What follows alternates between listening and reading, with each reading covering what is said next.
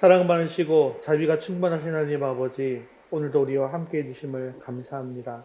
오늘 거룩한 주일 주님을 기뻐하며 예배할 수 있도록 도와주심도 감사합니다. 오늘 종교개혁 기념주일로 지킵니다. 개혁자들이 그들의 신앙을 지킨 것처럼 우리들도 올바른 믿음을 잘 지켜나갈 수 있도록 주님 은혜를 베풀어 주옵소서. 감사드리며 예수님의 이름으로 기도드리옵나이다. 아멘. 교회 소식 전해드리겠습니다. 오늘은 종교개혁 507주년 기념주일입니다. 종교개혁자들의 신앙을 본받아서 말씀의 비달에 우리 신앙을 갱신함으로 세상의 소금과 빛의 역할을 잘 감당할 수 있게 되어지기를 바랍니다. 1027 연합예배가 오늘 오후 2시부터 5시까지 포괄적 차별금지법 및 동성업 법제화 반대를 위한 집회를 가지게 되어지는데요. 지금 200만 연합예배로 계획하고 있습니다. 그래서 현장에 100만 명, 온라인 100만 명 이렇게 목표를 삼고 오늘 예배를 준비하고 있는데요. 우리 교회는 오늘 현장에 참석하는 것으로 결정하진 않았습니다. 하지만 각 가정에서 온라인으로 참여하면서 기도해 주시기를 바랍니다. 유튜브나 구글 네이버에 1027 연합예배를 검색하시면서 들어가도 되겠고요. CTS 생방송으로도 참여하실 수 있습니다. 다니엘이 3일 동안 기도해서 응답받은 것처럼 21일간 합심해서 기도하는 시간을 가지려고 합니다. 온라인 참여도 가능하지만 가능하면 우리 성도들이 함께 모여서 예배하고 기도할 수 있도록 그렇게 준비해 주시면 감사하겠습니다. 우리 함께 웨스터민스터 소유리 문답 제43문 함께 읽겠습니다. 10계명의 서문이 무엇입니까? 10계명의 서문은 다음과 같은 말로 되어 있는 바 곧 나는 너를 애굽 땅 종되었던 집에서 인도하여 낸 너의 하나님 여호와로라 하신 것입니다. 우리 함께 10월 생명의 말씀 읽겠습니다. 그리스도를 닮아감 겸손 빌립보서 2장 3절에서 4절 말씀. 아무 일에든지 다툼이나 허영으로 하지 말고 오직 겸손한 마음으로 각각 자기보다 남을 낮게 여기고 각각 자기 일을 돌볼 뿐더러 또한 각각 다른 사람들의 일을 돌보아 나의 기쁨을 충만하게 하라. 빌립보서 2장 3절에서 4절 말씀. 아멘. 이제 우리의 시선을 하나님께로 올려드리겠습니다. 사도신경 하시겠습니다. 전능하사 천지를 만드신 하나님 아버지를 내가 믿사오며 그 외아들 우리 주 예수 그리스도를 믿사오니 이는 성령으로 잉태하사 동정녀 마리아에게 나시고 본디오 빌라도에게 고난을 받으사 십자가에 못 박혀 죽으시고 장사한 지 사흘 만에 죽은 자 가운데서 다시 살아나시며 하늘에 오르사 전능하신 하나님 우편에 앉아 계시다가 저리로서 산 자와 죽은 자를 심판하러 오시리라. 성령을 믿사오며 거룩한 공예와 성도가 서로 교통하는 것과 죄를 사하여 주시는 것과 몸이 다시 사는 것과 영원히 사는 것을 믿사옵나이다. 아멘. 오늘 우리의 찬양과 영광을 받으신 하나님께 찬송가 202장 하나님 아버지 주신 책은 함께 찬양드리겠습니다.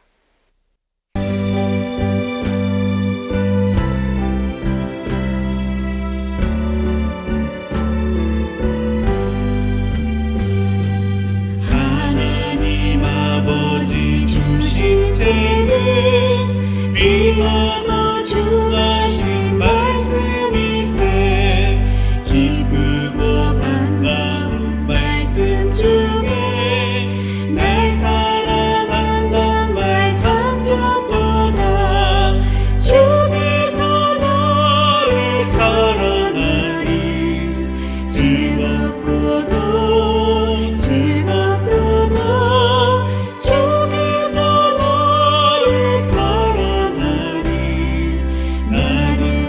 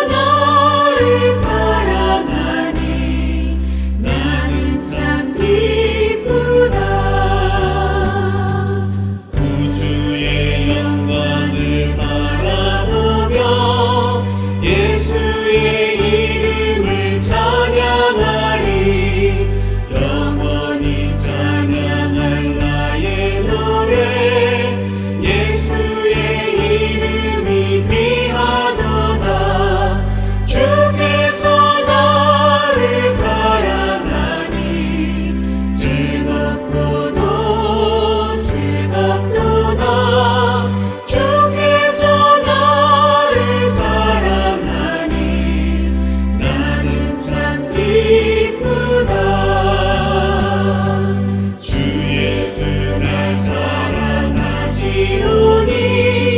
나 또한 예수를 사랑하네 날 구원하시려 내려오사 십자가 위에서 죽으셨네 주께서 나를 사랑하니 즐겁도다 즐겁도다 주께서 나를 사랑하니 나는 참 기쁘다 주 예수 날 사랑하시오니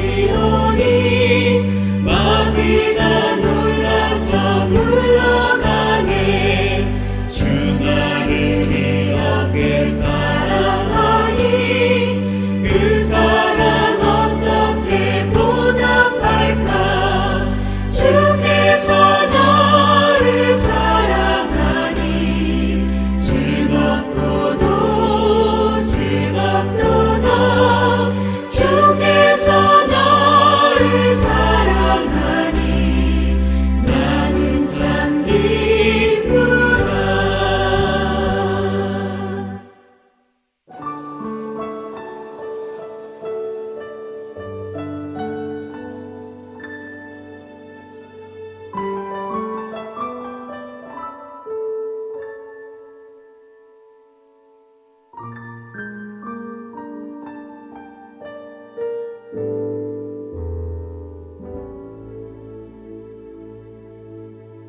오직 주의 은혜로 지금 여기 서 있네 한없는 경배 한없는 찬양 내 영혼 예배 드리네 나를 위해 이 땅에 오신 주의 은혜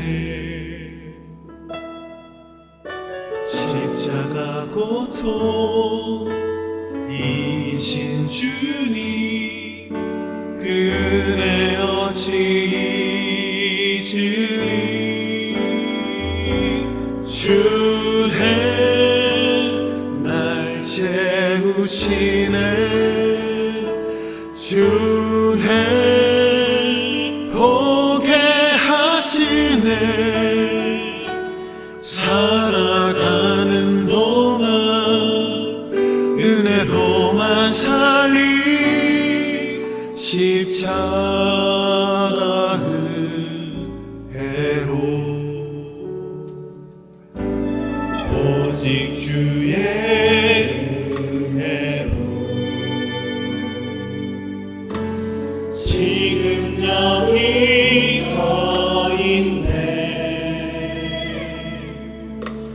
한없는 경배 한없는 찬양 내 영혼 예배 드리네 나를 위해 이 땅에 오신 주의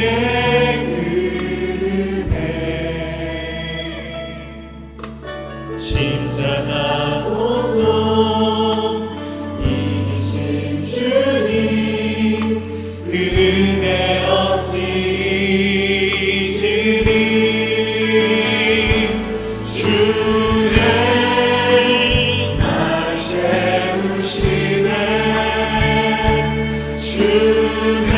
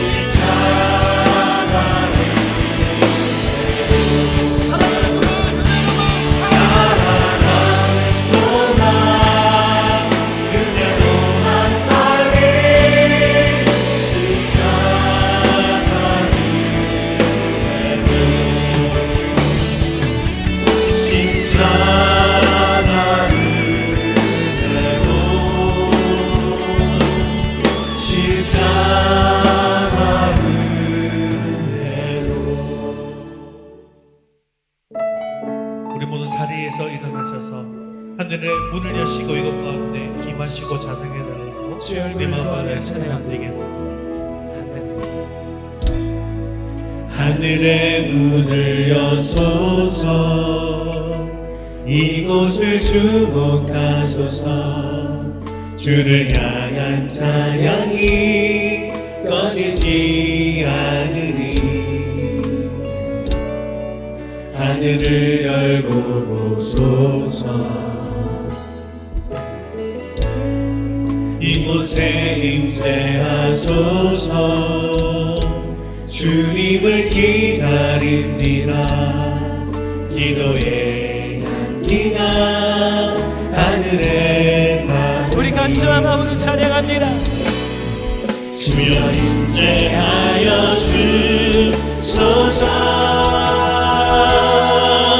이곳에 오셔서 이곳에 앉으소서 이곳에서 드리는 예배를 받으소서 주님의 이름만이 오직 주의 이름만 이곳에 있으시소서 이곳에 오셔서 이곳에 앉으소서 이곳에서 드리는 예배를 받으소서 주님의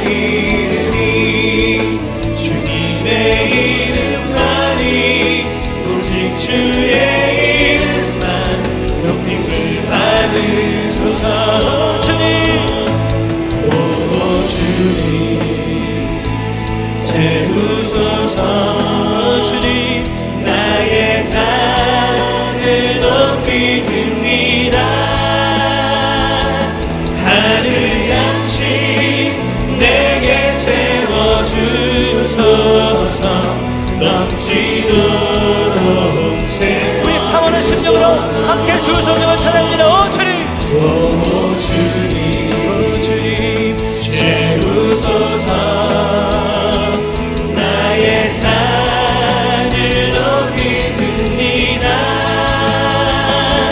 하늘 양식 내게 채워주소서 넘치도록 채워주소서 우리 영혼을 만족케 하시옵소서. 우리 모두 자리에 앉아서 예배를 위해서 기도하겠습니다. 오늘 우리 예배 가운데 충만하게 임하여 주셔서 우리 예배를 기뻐 받아 주시옵소서.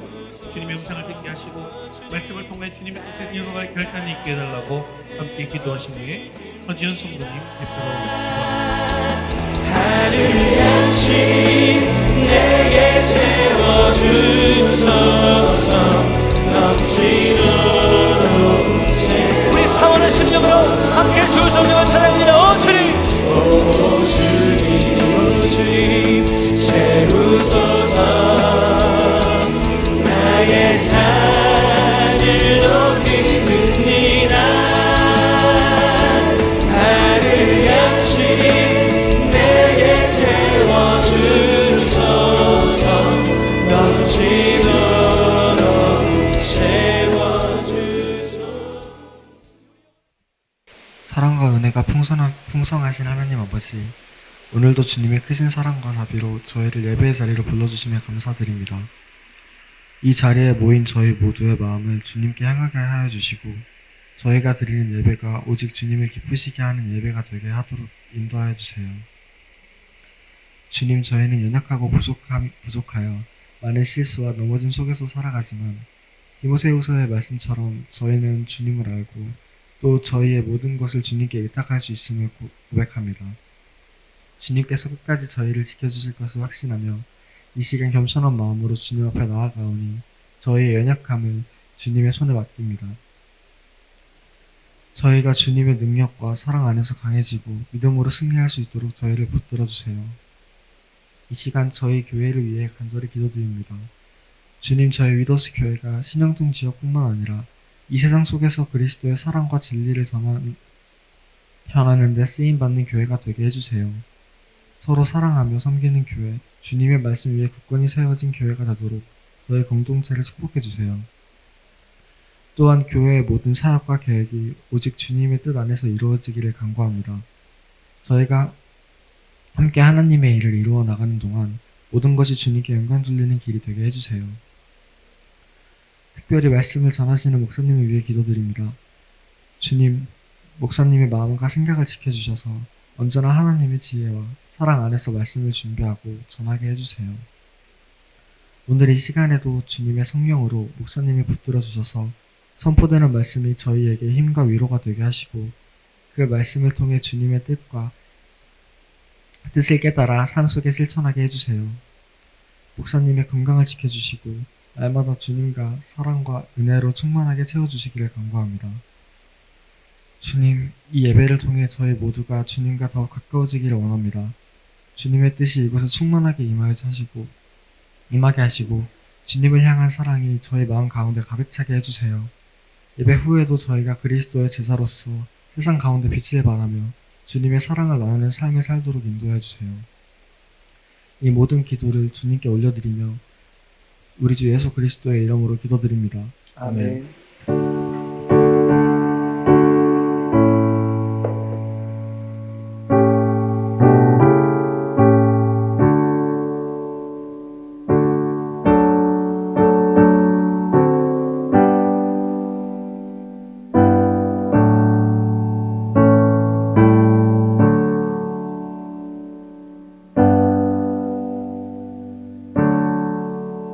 오늘 신 하나님 말씀은 로마서 1장 17절 말씀입니다.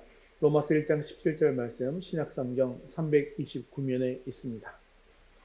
한 목소리로 함께 읽겠습니다. 복음에는 하나님의 의가 나타나서 믿음으로 믿음에 이르게 하나니 기록된 바 오직 의인은 믿음으로 말미암아 살리라 함과 같으니라. 아멘. 네, 오늘은 마틴 루터가 종교개혁한 지 507주년을 기념하는 종교개혁주일입니다.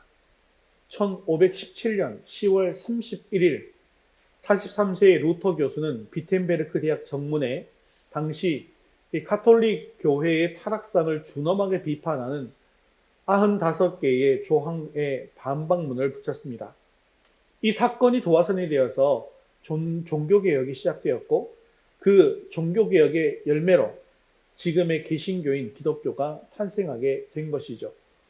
이후 10월 31일을 종교개혁일로 정했고 10월 마지막 주일은 종교개혁주일로 지키고 있습니다. 이 영어로 종교개혁을 리포메이션이라고 하는데요. 잘못된 종교를 리폼한다라는 그런 뜻이죠. 즉 지금까지 잘못된 신앙을 개선해서 처음 신앙과 믿음을 찾자는 것입니다. 이것은 세속신앙에서 초대교회 신앙으로 돌아가는 것을 이야기하는 것이죠.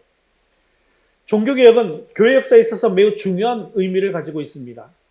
기독교의 원래 모습이었던 초대교회는 성령으로 충만한 사도들과 성도들이 복음을 전함으로 로마 제국까지 기독교가 전파되게 되었습니다. 로마의 온갖 핍박 속에 박해를 받았음에도 불구하고 그들은 신앙을 지켰고요.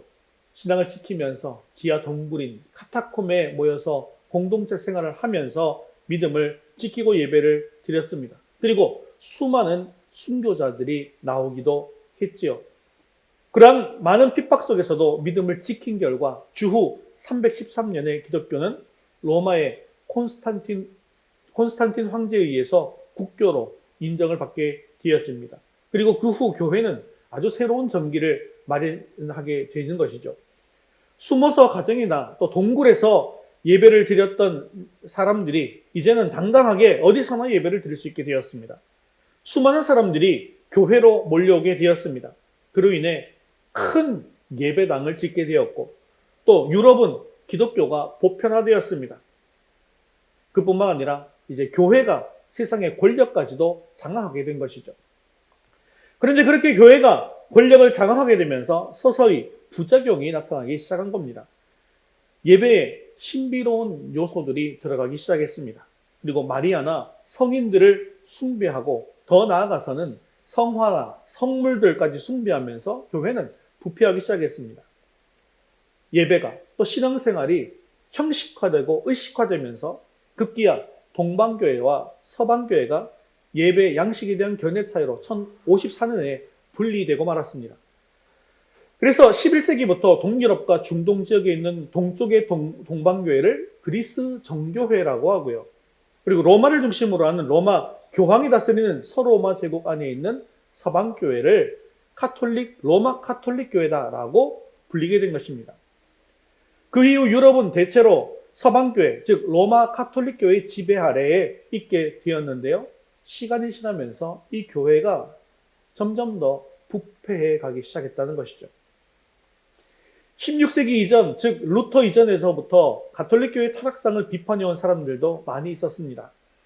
개혁을 위한 여러 가지 노력들도 있었습니다. 그러나 본격적인 이 종교개혁은 루터로부터 시작되었습니다. 그 이유가 무엇이었을까요? 물론 여러 가지 이유가 있을 것입니다. 하지만 가톨릭 교회의 타락상이 너무나 도가 지나쳐서 더 이상 감내하기 힘든 상황까지 왔기 때문입니다. 당시 가톨릭 교회의 부패는 극에 달해 있었습니다. 종교가 세상의 권력 위에 있었는데요. 그것이 어느 정도 위력이 있었냐면 왕도 교황의 마음대로 좌지우지할 수 있는 그런 힘이 있었다라는 거예요. 정치, 경제, 문화, 사회 모든 분야에서 교회의 영향력은 세상의 힘을 능가했습니다. 일반 시민들은 너무나 살기가 어려웠는데요. 교회는 점점 더 부자가 되었습니다. 그리고 많은 돈이 모이고 많은 돈이 생기자 그 많은 돈을 향락과 사치에 물쓰듯이 썼습니다. 교회 관심이 영혼 구원하고 생명을 살리는 일이 있어야 하는데 그것이 아니라 어떻게 하면 더 부자가 되고 어떻게 하면 성공하고 잘 먹고 잘 살 수 있는가에 관심이 집중되어 있었던 것이죠. 그렇게 교회는 부패해가고 있었습니다. 이런 상황 속에서 마틴 루터가 종교개혁을 하게 된 직접적인 동기가 있었는데요. 그것은 바로 면죄부 사건입니다. 당시 이 교황 레오 10세가 베드로 대성당의 건축 계획을 세우고 엄청난 공사비를 충당하기 위해서 면죄부를 발행했는데요. 이것은 죄 지은 사람이 죄사함을 받으려고 돈을 내고 면죄부라는 것을 사게 되면 죄사함을 받아 천국으로 갈 수 있다는 것입니다. 그래서 이 면죄부만 사기만 하면 이미 세상을 떠난 부모님이라 할지라도 구원을 받을 수 있다라고 주장했습니다. 그래서 많은 사람들이 이 말을 듣고 현혹되어서 자신의 죄를 용서받기 위해서 이 면죄부를 사게 되었고 혹은 죽은 조상들의 구원을 위해서 거액을 내고 이 면죄부를 사게 된 것입니다. 루터는 이에 대해서 돈으로 죄를 용서할 수 있다는 것은 기독교 복음의 본질에서 변질된 것이다 라고 하면서 95개 조항의 방만문을 게재하게 된 것이죠. 이렇게 해서 종교개혁이 시작되었습니다. 그리고 이어서 스위스 지역에서는 쯔빙글리, 또 프랑스 지역에서는 칼빈 같은 개혁가들이 계속해서 종교개혁을 이루어갔습니다. 그리고 하나님께서는 종교개혁을 통해서 타락한 교회가 다시금 성경과 초대교회로 돌아가게 하는 역사를 이루어 주셨습니다. 오늘 종교개혁주의를 맞이하면서 종교개혁의 정신을 살펴보면서 우리의 신앙생활을 새롭게 하고 다시금 리폼하는 은혜가 있게 되어지기를 주님의 이름으로 축원합니다. 우리 첫 번째 종교개혁의 정신이 무엇인지 한번 같이 읽어보겠습니다. 오직 성경으로 솔라 스크립투라. 종교개혁은 성경 권위보다 더 높은 권위를 가지려는 교황의 권위, 또 성경 위에 서려고 하는 인본주의 권위, 세상을 떠난 세속주의의 권위에 대한 저항 정신이다라고 할 수 있습니다. 그래서 그들이 쳐들었던 기치가 있는데 그것은 바로 오직 성경으로입니다. 즉 종교개혁의 이 원리는 하나님의 말씀으로 돌아가자는 것입니다. 1000년 가까이 교황청은 라틴어 이외에는 성경을 읽지 못하게 했습니다. 그리고 교황이 허락한 성직자 외에는 아무나 성경을 읽을 수조차 없었습니다.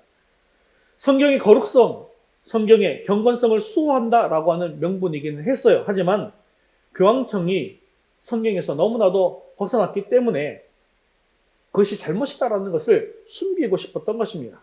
그래서 일반 백성들은 성경을 가질 수도 없었습니다. 혹여나 성경을 어렵사리 구했다 할지라도 성경이 뭐로 적혀 있다고요? 라틴어로 적혀 있기 때문에 읽을 수 있어요, 없어요? 없는 겁니다. 그래서 많은 종교개혁자들이 성경을 백성들의 손에 들려주고 싶어 했습니다. 그래서 이를 위해서 영국의 존 위클리프가 1382년 성경을 영어로 번역했습니다. 그리고 마틴 루터도 한 일이, 가장 먼저 한 일이 이거였다는 거예요. 성경을 독일어로 번역한 일이었습니다. 그리고 전 국민에게 성경을 보급하려고 했어요. 이 일로 인해서 교황청은 발칵 뒤집어지게 되었습니다. 존 위클리프 또 마틴 루터를 이단으로 정죄하고 사제들을 보내서 성경책을 소지한 사람들은 누구나 다 죽이라고 명령한 것입니다. 이로 인해서 수많은 사람들이 죽임을 당했습니다. 그래서 그들은 성경을 들고 다니면 죽으니까요. 이 성경을 어떻게 했을까요? 성경을 전부 다 자기 머릿속에 암송해버린 것입니다. 이러한 이 사람들은 자기 머릿속에 성경을 암송하고 다니면서 곳곳에 다니면서 이 성경 말씀을 읽어주면서 암송한 말씀을 읽어주면서 말씀을 전했다라는 거예요.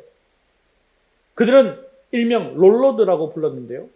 롤러드는 바로 자신이 성경책이 되어버린 사람들입니다. 그래서 나는 마태복음, 너는 누가복음, 너는 로마서, 너는 에베소서 이렇게 외워버린 거예요. 성경을. 몇 년 전에 더북이라는 제목으로 뮤지컬을 공연한 적이 있었습니다. 저도 그 공연을 보러 갔었는데요. 혹시 보신 분 계신지 모르겠습니다. 그 공연을 보면서 그들은 말씀을 너무나도 사모해서 목숨을 걸고 자기 스스로가 성경책이 되었는데 나는 과연 이 성경책을 얼마나 사랑하고 있는가? 나는 얼마나 이 성경대로 살려고 애쓰고 있는가? 나는 어떤 모습인지를 돌아보면서 감동을 받았던 그런 기억이 있습니다. 종교개혁 이전에 로마 카톨릭은 이처럼 말씀을 감춰놓고 말씀을 읽지 못하게 했습니다. 왜 말씀 읽지 못하게 했을까요? 그래야만 자기 마음대로 가르칠 수 있기 때문인 것이죠. 그래서 오직 신부들이 전하는 것만 말씀으로 들을 수가 있었습니다. 그리고 성경을 해석할 권리는 교회에만 주어져 있었고 최종적 성경 해석의 권한은 교황에게 있었습니다. 자, 우리는 성경 무엇을 믿습니다. 그래서 여러분들에게 세례를 줄 때에도 성경이 무엇하다는 것을 믿습니까? 라는 질문을 반드시 드리고 성경은 무엇하다는 것을 믿습니다. 예 라고 대답해야 세례를 받을 수가 있게 되는 것이죠. 그런데요, 카톨릭에서는요, 교황 무호소를 믿습니다. 교황이 신앙이나 도덕에 대해서 무슨 결정을 할 때에는 실수하는 법이 없다라는 것이 그들의 신조라는 것이죠. 결국 교황의 생각이 그들의 신앙과 행위의 표준이 된다는 것입니다. 그러한 때에 루터가 성경을 라틴어에서 독일어로 번역했고 독일 사람들이 하나님의 말씀을 스스로 읽게 되니까 잠자던 교회가 깨어나게 된 것입니다. 교회가 비로소 하나님의 진리가 무엇인지를 깨달아 알게 되어서 오직 성경만이 신자의 신앙과 행실의 표준이 된 것이죠. 그래서 기독교는 우리 신앙의 표준, 우리 삶의 기초를 오직 성경에 두고 있습니다. 그런데요, 오늘날 우리 교회에 가장 큰 문제점이 무엇이다라고 생각하십니까? 성경을 덮어두고는 자신이 믿음의 원리와 진리를 잘 알고 있다라고 생각하는 것이 지금 현재 교회의 문제입니다. 또한 자신의 유익을 따라서 자신의 영광을 드러내기 위해서 모든 것을 결정하고 행동하면서도 아무런 거리낌이 없이 삶을 살아가고 있는 것이 정말로 큰 문제라는 것이죠. 사사기 시대의 특징이 뭔지 아시죠? 그들은 모두 자기 소견에 옳은 대로 행했습니다. 이스라엘의 왕은 하나님이심에도 불구하고 세속적인 왕을 달라고 끊임없이 부르짖었습니다. 세상적인 권력을 우리에게 주시옵소서. 즉 세상의 방법대로 살기를 원했다는 거예요. 지금까지 자신들을 애굽에서 구원하시고 모든 대적으로부터 지켜주시고 승리하게 해주신 하나님께서 자신들과 늘 함께 계심에도 불구하고 저들은 하나님을 거절하고 세상에 힘 있는 세상의 왕을 구했다라는 겁니다. 그때 사무엘이 이렇게 이야기했습니다. 사무엘상 12장 25절 말씀 같이 읽겠습니다. 만일 너희가 여전히 악을 행하면 너희와 너희 왕이 다 멸망하리라. 아멘. 결국 그들의 멸망이 뭡니까? 왕을 치면서 한 사무엘의 말씀이 바로 이것인데 결국 이스라엘 결말이 뭐예요? 악을 행하다가 자기 속에 옳은 대로 행하다가 먼저 북이스라엘이 멸망하고 남유다가 멸망하게 된 것 아니겠습니까? 사랑하는 성도 여러분, 여러분들의 삶 속에는 말씀이 있습니까? 하나님의 그 말씀이 우리 안에 있습니까? 무엇을 결정하고 무엇을 선택할 때 기준이 무엇입니까? 여러분들의 생각입니까? 아니면 하나님의 말씀입니까? 아니면 세상의 가치관이 나에게 있어서 가장 중요한 것이라고 생각하는 것은 아닙니까? 하나님의 말씀이 선택의 기준이 아니라고 한다면 그는 하나님의 사람이 아닙니다.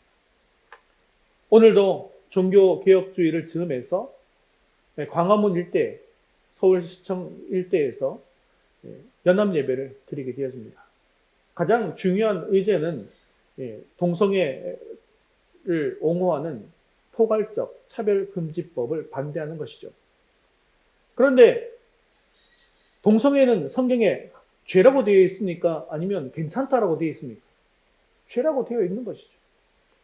세상적 가치관에는 약자들을 보호해야 된다. 그들도 함께 보호해야 된다라고 하면서 차별을 금지해야 된다라고 법을 정해야 된다라고 이야기하지만 성경적 가치관은 그것이 죄라고 분명하게 선언하고 있더라는 것이죠. 우리의 선택의 기준도 하나님의 말씀이어야 한다는 겁니다. 하나님의 말씀이 선택의 기준이 안 된다면 결코 하나님의 사람이 될 수 없다라는 사실을 기억하십시오. 그냥 겉으로 그리스도의 옷을, 그리스도인으로서의 옷을 입고 있을 뿐이지.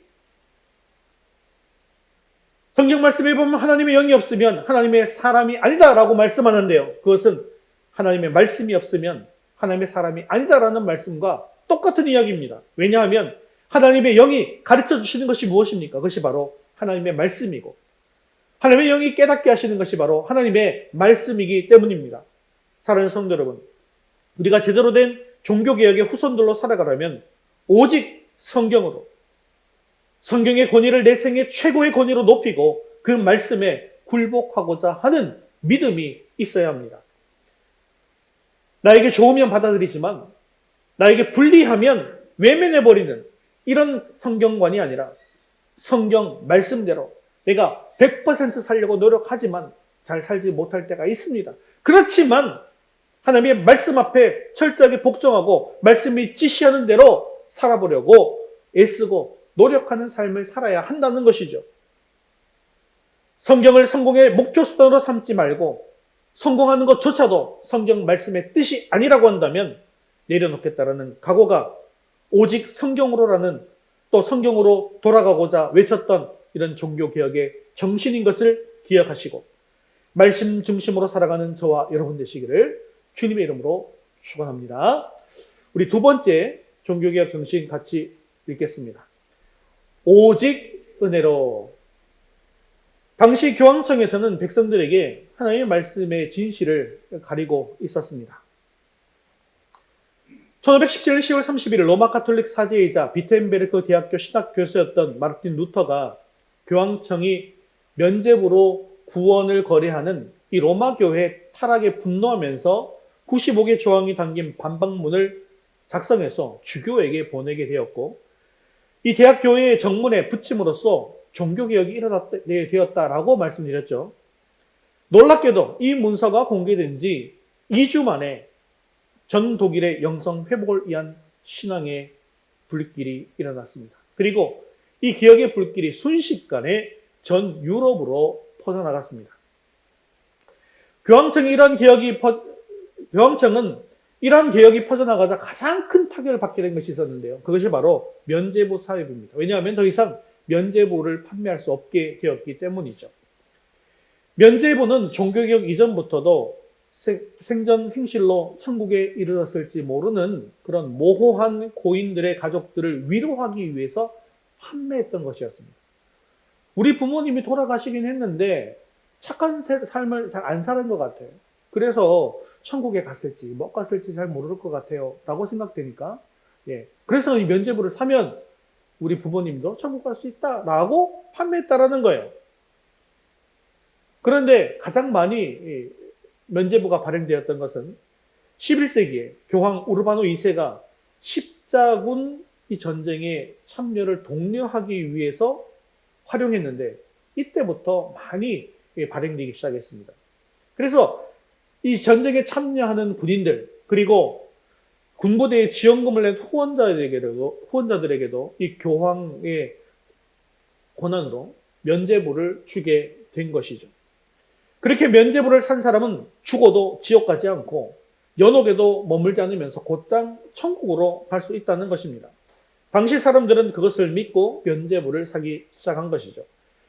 그 후 교황청이 성 베드로 성당이라는 것을 건축하게 됐는데요. 이것을 건축하기 위해서는 어마어마한 돈이 필요했습니다. 이 성당은 한꺼번에 8,000명이 미사를 지낼 수 있는 세계에서 가장 큰 성당이었습니다. 이 성당을 짓는 데만 120년이 걸렸습니다. 그리고 우리가 너무나 잘 알고 있는 건축가인 라파엘로나 미켈란젤로 같은 당대 최고 건축가들이 설계했고 감독했습니다. 이 막대한 건축비를 충당하기 위해서 교황청이 면죄부를 다시 판매하기 시작한 것입니다. 그런데 그 면죄부를 더 많이 팔기 위해서 백성들에게 하는 신부의 설교를 루터가 듣게 되었어요. 당신의 돈이 헌금통에 딸랑 떨어지는 순간 영혼은 연옥에서 벗어나 천국으로 올라가게 될 것입니다. 연옥이라고 하는 것은, 여러분 혹시 연옥에 대해서 배운 적 있어요? 기독교에서 연옥 가르칩니까? 연옥 없잖아요. 우리는 뭐만 있어요? 천국과 지옥만 있는 거죠. 그런데 연옥은요, 성경에는 없는 것이지만 가톨릭 교회가 천국과 지옥 사이에 있는 중간지대라고 가리키는 곳입니다. 아주 악한 죄인은 죽으면 바로 지옥으로 가지만 보통의 죄인은 지옥으로 가지 않고 연옥으로 보내진다는 거예요. 거기서 고행을 하고 난 뒤에 자격이 되면 천국으로 보내진다는 것입니다. 그리고 그 연옥 생활은 얼마가 될지 모르는 거예요. 1000년이 될 수도 있고 2000년이 될 수도 있어요. 그런데 면죄부를 사면 연옥에 있는 영혼들이 그냥 천국으로 가게 된다는 것입니다. 루터는 이렇게 면죄부를 파는 것을 보고는 더 이상 참을 수가 없었습니다. 그래서 루터는 이 면죄부 판매가 복음의 변질이다, 교황청의 기만이다 라고 하면서 95개조 조항의 이 문제를 제기한 것입니다. 이 95개조 조항을 통해서 루터가 주장하고 싶었던 가장 중요한 문제는 바로 구원의 문제였습니다. 구원은 면죄부를 산다고 해서 얻어지는 것이 아니라 오직 하나님의 은혜로만 얻을 수가 있다는 것이죠. 사실 여러분, 면죄부를 사게 되면 구원을 얻을 수 있다라는 말은 말도 안 되는 거 아니겠습니까? 사람이 자신의 어떤 공로나 돈이나 면죄부로 그가 하나님 앞에서 의로움을 얻고 구원을 얻는다라고 하는 것은 결코 불가능한 일입니다. 왜냐하면 하나님이 계신 천국은 하나님이 완전한 분이시기 때문에 완전한 사람만 들어갈 수 있는데, 이 세상에서 완전하게 살 수 있는 사람은 아무도 없기 때문이죠. 그래서 성경 어디에도 면죄부를 사면 구원을 얻는다 그런 말씀이 없습니다. 구원에 대한 루터의 입장은 바로 에베소서 2장 8절과 9절 말씀에 그 확고한 근거를 두고 있는데요. 에베소서 2장 8절 9절 말씀 같이 읽겠습니다. 너희는 그 은혜에 의하여 믿음으로 말미암아 구원을 받았으니 이것은 너희에게서 난 것이 아니요 하나님의 선물이라. 행위에서 난 것이 아니니 이는 누구든지 자랑하지 못하게 함이라. 아멘. 이처럼요, 구원이라고 하는 것은 사람이 무엇을 했기 때문에 얻을 수 있는 것이 아닙니다. 구원에 관한 한 인간은 할 수 있는 것이 아무것도 없습니다. 착한 일을 아무리 많이 해도, 면죄부를 구매한다고 해도, 죄를 안 지으려고 몸부림친다고 한다 할지라도 결국 이 죄에서 벗어날 수가 없는 겁니다. 우리 힘으로는 구원을 받을 수가 없다는 것이죠. 그래서 사도 바울은 로마서 3장 20절에서 22절까지 말씀 속에서 이렇게 말씀하고 있는데 같이 읽겠습니다. 그러므로 율법의 행위로 그의 앞에 의롭다 하심을 얻을 육체가 없나니 율법으로는 죄를 깨달음이니라. 이제는 율법 외에 하나님의 한 의가 나타났으니 율법과 선지자들에게 증거를 받은 것이라. 곧 예수 그리스도를 믿음으로 말미암아 모든 믿는 자에게 미치는 하나님의 의인이 차별이 없느니라. 아멘. 예수 그리스도께서 십자가에서 이루신 하나님의 의를 우리가 믿음으로 구원에 이르게 되는 것입니다. 구원은 전적으로 하나님께서 하시는 일이며 하나님의 은혜로 주어지는 것이죠. 하나님의 일방적인 선물로 주어지는 것입니다. 그리고 그 선물을 우리가 복음 전파로 전할 뿐이죠. 여러분, 구원이라는 것이 무엇입니까? 구원은 죄와 사망의 굴레로부터 구출함을 받는 것, 자유함을 얻는 것을 의미합니다. 어떤 사람이 어려움 속에서 구출함을 받게 되거나 또 죽을 수밖에 없는 질병 가운데서 구출되어 살아났다라고 한다면 이것이 바로 구원이라는 것이죠. 그런데요, 우리에게 무엇보다도 본질적이고 큰 구원이 어디에 있겠습니까? 그것은 바로 죄로부터의 구원인 것이죠. 우리 인간은 날 때부터 죄성을 가지고 태어났습니다. 그래서 죄의 종으로 끌려다니면서 원치 않는 죄를 짓게 되어지는 것이죠. 즉, 죄에 매여서 살게 된다는 것입니다. 그래서 우리가 예수 믿기 전에는 죄의 노예였고 하나님의 진노의 대상이었습니다. 하지만 예수 그리스도께서 십자가에 달려 죽으심으로 우리를 죄악에서 건져내셔서 구원해 주신 것입니다. 우리가 예수 그리스도를 믿어서 죄사함을 받고 영생을 소유한 것도 또 하나님의 자녀가 된 것도 우리가 잘나서 또는 자격이 있어서가 아니라 모든 것이 하나님의 은혜인 것이죠. 오직 십자가의 은혜로만 구원을 얻을 수 있는 것이지 다른 어떤 것으로도 구원을 얻을 수 없습니다. 그러므로 인간의 어떤 행위로도 구원은 얻을 수 있는 것이 아닙니다. 오직 주님의 일방적인 선물로 주시는 그 십자가의 은혜만이 우리를 구원하시는 것이죠.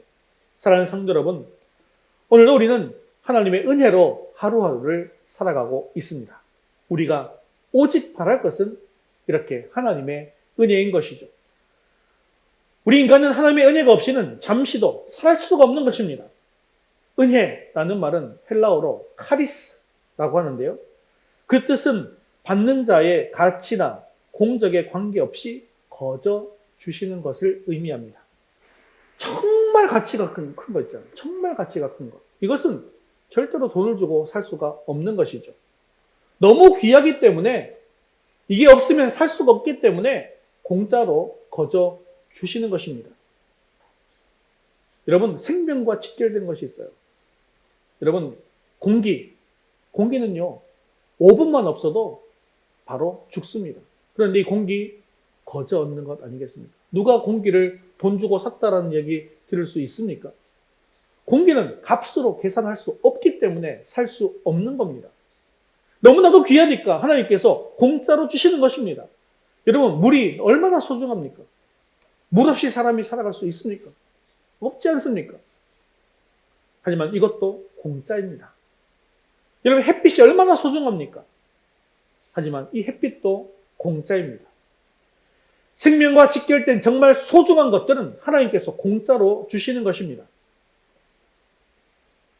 그런데요, 공짜로 얻는 것 중에서 가장 큰 은혜가 과연 무엇일까요? 그것은 바로 구원의 은혜입니다. 우리가 그리스도 안에서 영원한 생명을 얻는 것입니다. 그렇습니다. 이처럼 하나님의 은혜가 없었다라고 한다면 누구도 하나님 앞에 설 수 없습니다. 그러므로 우리는 항상 하나님의 은혜를 감사하고 하나님의 은혜를 구하고 살아갈 수 있는 저와 여러분 되시기를 주님의 이름으로 축원합니다. 네, 세 번째 같이 읽겠습니다. 오직 믿음으로 우리 1장 17절 말씀 같이 읽겠습니다. 복음에는 하나님의 의가 나타나서 믿음으로 믿음에 이르게 하나니 기록된 바 오직 의인은 믿음으로 말미암아 살리라 함과 같으니라. 아멘. 마틴 루터는 당시 수도원에서 돌을 닦던 수도사였습니다. 그런데 당시 교회의 교훈대로 아무리 선행에 힘써보아도 도무지 마음속에 평안을 얻을 수가 없었습니다. 그 후 그는 대학의 교수로 성경을 강의하게 되어서 로마서를 깊이 연구하던 중에 로마서 1장 17절 말씀, 오직 의인은 믿음으로 말미암아 살리라 라는 말씀을 통해서 구원의 진리를 깨닫게 됩니다. 그리고 비로소 구원의 확신과 기쁨을 얻게 되었습니다. 루터가 종교개혁 운동을 할 때 싸운 대상은요, 바로 이성주의와 신비주의였습니다. 이성주의는 인간이 세운 공로로 하나님께 나아가고자 하는 것인데요, 가톨릭 교회가 이 바탕 위에 서 있는 것이죠. 또한 신비주의는요, 성경에 기초하지 않습니다. 개인의 신비 체험에 집착해서 주관적인 신앙을 강조하는 것입니다. 이렇게 가톨릭 교회가 성경보다 교회의 권위, 교황의 권위를 높인다면 또 신비주의는 자기 생각을 우위에 두는 것이죠. 그래서 자신을 절대적인 잣대로 생각하는 같은 잘못을 저지르고 있는 것입니다. 루터는 이런 이성주의와 신비주의에서 교회를 개혁하고자 한 것입니다. 그래서 교황청과 맞서 인간의 선행으로 구원받을 수 없다라고 하는 오직 믿음으로를 외치고 나선 것입니다. 오직 믿음으로라는 것은 결국 오직 예수 그리스도로 구원을 얻는 구원관을 말합니다. 로마 천주교회는 선행을 위해서 구원 교리를 외치죠. 또 공덕주의를 외치죠. 그리고 면죄부라는 교리를 내세우면서 또 구원을 위해서 많은 중보자적 성자들도 만들어내게 되었습니다. 그리고 그 정점에 누가 있습니까? 지금도 성당 앞에 가면 꼭 하나 동상 하나 있는 거 있죠. 마리아. 그 정점에 마리아가 있지 않습니까? 이 천주교는 마리아를 예수 그리스도와 함께 인류의 공동 대속자로 추앙하면서 기도와 찬양의 대상으로까지 만들어 버린 것입니다. 지금도 오직 예수, 오직 그리스도만으로라고 외치는 복음은 세상에서 많은 도전을 받고 있습니다. 많은 사람들이 오직 예수, 예수천당, 불신지옥이라는 말을 싫어합니다. 심지어 기독교 안에서조차도 종교 간의 대화, 개방성, 또 다원주의적인 관용이 필요하다라는 주장을 하기에 이르렀습니다. 우리는 이런 도전에 종교개혁자들처럼 저항하고 오직 예수, 오직 믿음으로 무장해야 한다는 것이죠. 또한 우리가 여기서 한 번 더 생각해야 할 문제가 있습니다. 우리는 나의 노력과 공로로 구원받은 것이 아니라 다만 내 대신 십자가에 달려 죽으신 예수님을 믿으면 구원받는다라는 것을 여러분 누구나 다 알고 있습니다. 그런데 문제는요, 하나님을 믿는다고 하면서도 하나님도 믿고 돈도 믿고 하나님도 믿고 다른 사람들도 믿으며 양다리를 걸치는 경우가 많다는 것입니다. 하지만 참된 믿음이란 이 세상에서 그 누구도 또 그 무엇도 나의 신앙의 대상이 될 수 없고 오직 그리스도만, 오직 하나님만이 내가 참으로 신뢰하고 의지할 뿐임을 확신하는 데 있습니다. 그렇습니다. 인간은 다 부족합니다. 하지만 우리 하나님은 정말 믿을 수 있는 신뢰의 대상이라는 것이죠. 믿었던 사람들은 우리를 배반할 수 있습니다. 나에게 부를 준다고 생각했던 세상이 흔들릴 수 있습니다. 하지만 주님의 사랑은 영원토록 변하지 않는다는 사실을 기억하시고 오직 믿음으로 말미암아 살아가는 저와 여러분 되시기를 주님의 이름으로 축원합니다. 말씀을 맺겠습니다. 오늘 종교개혁주의를 맞아 우리도 종교개혁의 정신을 이어갈 수 있기를 바랍니다. 오직 성경으로 돌아가야 되고 오직 은혜로 살아가야 되며 오직 믿음으로 살며 날마다 구원을 체험하시기를 바랍니다. 두렵고 떨림으로 구원을 이루어 가십시오. 중세교회가 권력을 가지면서 세상과 타협하고 성직자들은 세속화됨으로 성도들은 어둠 속으로 빠져 들어가게 되었습니다. 그런데 지금의 교회는 어떠한 모습인지 우리가 돌아보게 됩니다. 혹시나 교회가 세상과 타협하고 있지는 않았는지 또 세속화되지 않는지 이것을 잘 돌아보게 되는 것이죠. 그런데 이제 성도 누구나 성경을 자유롭게 읽을 수 있지 않습니까? 또 TV와 라디오를 통해서 유튜브를 통해서 언제든지 설교를 들을 수 있습니다. 그래서 지금은 지금 시대를 무슨 시대라고 하냐면 심지어 말씀의 홍수 시대다라고까지 이야기하고 있습니다. 그런데요, 말씀은 홍수와 같이 넘쳐나고 있는데 그 말씀을 제대로 먹는 사람이 많지 않습니다. 사랑하는 성도 여러분, 그러므로 우리는 우리 스스로를 돌아보고 개혁해야 합니다. 로마서 12장 2절에 이렇게 말씀하고 있습니다. 함께 읽겠습니다. 너희는 이 세대를 본받지 말고 오직 마음을 새롭게 함으로 변화를 받아 하나님의 선하시고 기뻐하시고 온전하신 뜻이 무엇인지를 분별하도록 하라. 아멘. 그렇습니다. 오늘 교회는 끊임없이 새롭게 변화되어야 합니다. 하나님의 뜻을 분별해서 주님의 장성한 분량에 이르기까지 자라가야 합니다. 오늘 우리도 이 종교개혁의 정신을 이어받아서 오직 말씀으로, 오직 은혜로, 오직 믿음으로 세상을 이기고 마귀를 이기고 내 자신을 이겨서 하나님의 구원을 날마다 체험하고 증거하는 저와 여러분 되시기를 주님의 이름으로 축원합니다. 우리 자리에서 일어나셔서 헌신송 오직 믿음으로 찬양 드리신 후에 기도와 축도로 예배를 마치겠습니다.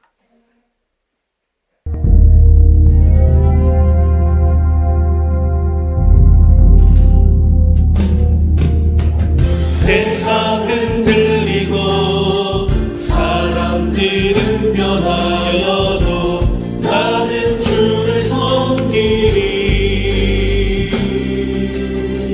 주님의 사랑은 영원히 변하지 않네. 나는 주를 신뢰해.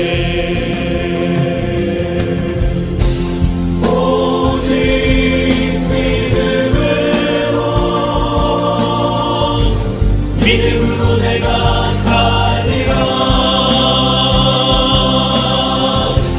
오직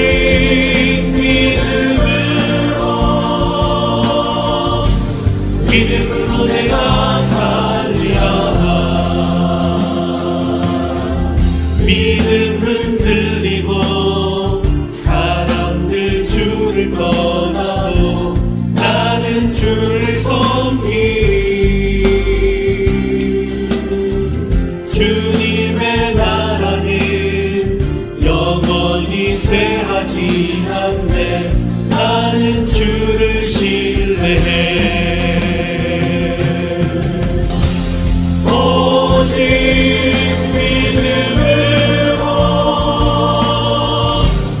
믿음으로 내가 살리라.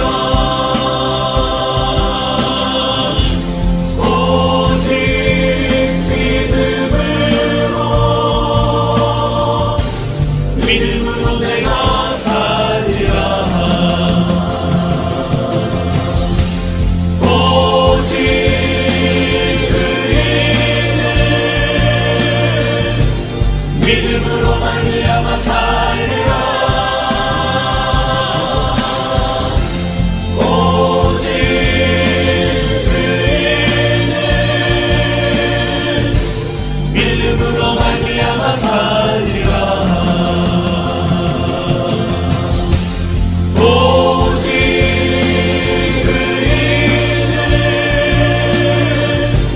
믿음으로 말미암아 살리라. 오직 의인은 믿음으로 말미암아 살리라. 시간 말씀 분들과 함께 기도하겠습니다. 성경의 권위를 내 생애 최고의 권위로 높이고 그 말씀에 굴복하자 하는 믿음을 지키게 하옵소서. 그리스도 안에서 영원한 생명을 얻은 놀라운 하나님의 은혜에 감사하며 늘 하나님의 은혜 안에 살아가게 하옵소서. 나 자신의 의나 세상의 그 무엇도 의지하지 않고 오직 예수 그리스도를 믿음으로 살아가는 우리가 되게 해달라고 오늘 말씀 분들과 함께 기도하겠습니다. 믿음으로 내가 살리라.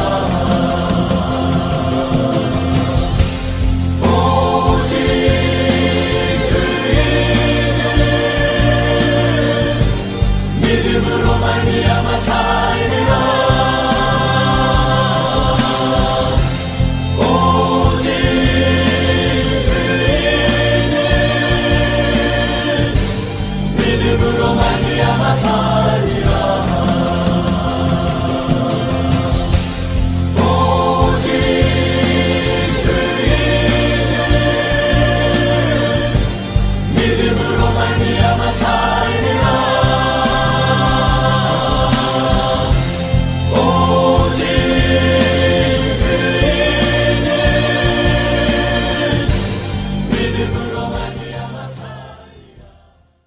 사랑과 자비가 충만하신 하나님 아버지, 오늘도 하나님 말씀의 은혜를 더해 주심을 감사합니다. 교회가 타락하고 세상이 타락하는 것은 하나님의 말씀을 거부하고 자신의 생각과 세속적 가치관에 따라 살기 때문에 벌어지는 것임을 기억합니다. 그러므로 내 자신의 생각과 뜻, 세속적 가치관을 따르지 말게 하시고 우리들도 종교 개혁자들처럼 늘 성경의 권위를 내 생의 최고의 권위로 높이고 그 말씀에 굴복하고자 하는 믿음을 지키게 하옵소서. 우리의 의로는 지옥 갈 수밖에 없었지만 예수 그리스도께서 십자가에서 이루신 하나님의 의를 우리가 믿음으로 구원에 이르는 은혜를 주심도 감사합니다. 그리스도 안에서 영원한 생명을 얻은 놀라운 하나님의 은혜에 감사하며 늘 하나님의 은혜 안에 살아가게 하옵소서. 세상은 오직 예수를 부르짖는 믿음을 또 이 복음을 싫어합니다. 하지만 우리는 오직 예수 그리스도를 믿는 믿음으로만 살아가는 것을 굳게 붙들게 하옵소서. 나 자신의 의나 세상의 그 무엇도 의지하지 않고 오직 예수 그리스도만을 믿음으로 살아가게 하옵소서. 사랑이 많으신 자비로우신 하나님 아버지, 오늘 오후 2시부터 동성애를 옹호하는 포괄적 차별금지법의 악법을 막기 위한 한국교회 연합 예배를 준비하고 있습니다. 비록 우리 교회는 이 자리에 참석하지 못하지만 우리가 있는 그 자리에서 함께 예배하고 기도함으로 기독교를 말살시키려는 포괄적 차별금지법 제정을 막아 주시옵소서. 또한 11월 1일부터 21일간 단위 기도회로 매일 저녁 간절히 부르짖을 때 우리 앞을 가로막고 있는 모든 장애물들이 완전히 무너지는 기적의 역사가 일어나게 하옵소서. 이번 기도기간 동안 우리 모든 성도들이 온전히 하나님만을 바라보고 하나님 앞에 나아가 우리의 마음을 모두 쏟아내어 붓게 하여 주시옵소서. 하나님께 부르짖는 모든 심령들마다 하나님께서 들으시고 응답하시고 위로하시고 하늘의 복을 내리워 주시옵소서. 지금 세상에서 방황하는 우리 자녀들 도와주시어서 주님 품 안에 안아주시고 속히 하나님 품 안으로 다시 나올 수 있도록 인도하여 주시옵소서. 우리의 생명 되시고 소망 되시는 예수 그리스도의 이름으로 기도드리옵나이다. 아멘. 이제는 우리 주 예수 그리스도의 은혜와 하나님 아버지의 극진하신 사랑하심과 성령님의 위로 교통하심이 오직 성경으로 오직 은혜로 오직 믿음으로 나아가 승리하며 살아가기 원하는 사랑하는 모든 성도를 위해 이제부터 영원까지 함께 있을지어다. 아멘.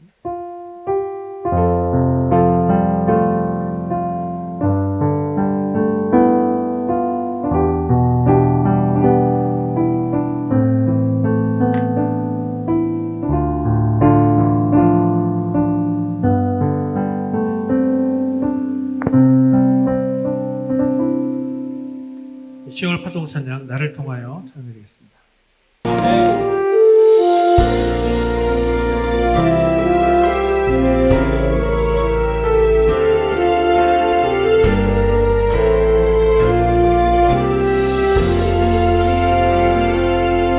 지금 서 있는 이곳에서 높임을 받으소서. 내가 밟는 땅 주님의 땅이니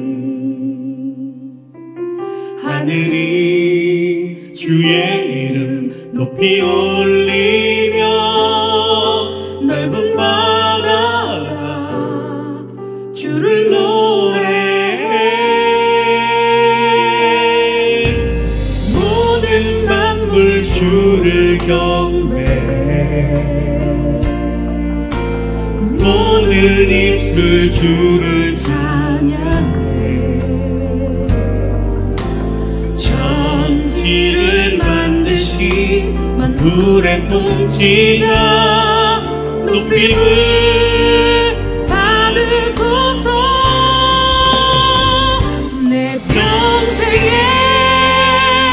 주의 이름 높이며 어느 곳에서든지 주님을 예배하리라. 내가 밟는 모든 땅 아버지의 영광이 선포되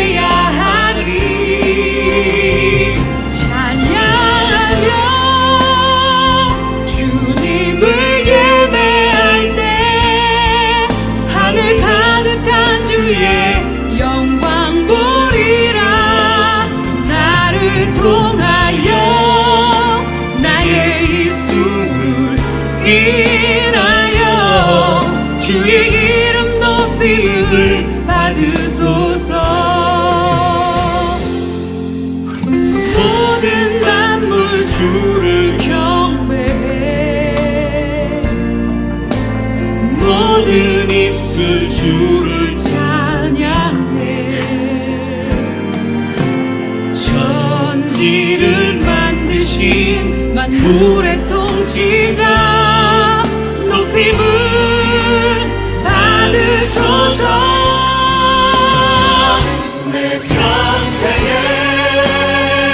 주의 이름 높이며 어느 곳에 서든지 주님을 예배하리라. 내가 밟는 모든 땅 아버지의 영광이 선포되어야 하리. 찬양하며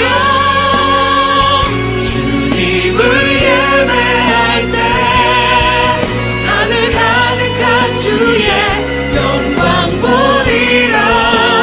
나를 통하여 나의 입술을 인하여 주의 이름 높임을 받으소서.